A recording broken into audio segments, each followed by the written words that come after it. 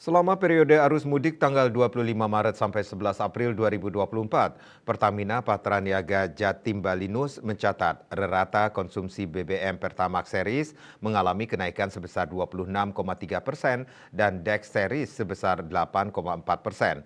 Kenaikan tersebut lebih tinggi dari prediksi awal sebesar 13,5% untuk Pertamax Series dan 5,9% untuk Dex Series dibandingkan dengan konsumsi normal harian untuk Pertamax Series 2.260 kiloliter per hari dan Dex Series sebesar 335 kiloliter per hari. Area Manager Komrel NCSR Pertamina Patraniaga Jatim Balinus, Ahad Rahedi mengatakan setiap momen festive season dan long weekend konsumen cenderung memilih BBM berkualitas karena takut kendaraannya bermasalah di tengah jalan.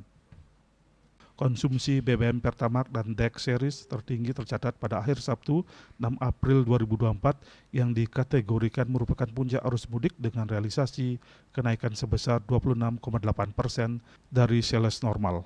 Diprediksi puncak kedua terjadi tanggal 13 April 2024 pada arus balik Lebaran 2024. Sementara itu, stok BBM dan LPG sudah dipertebal hingga 30% lebih.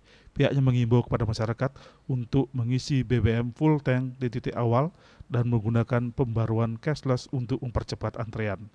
Corporate Sekretari Pertamina Patraniaga, Irto Ginting menambahkan, secara nasional konsumsi gasolin atau bensin naik 46%.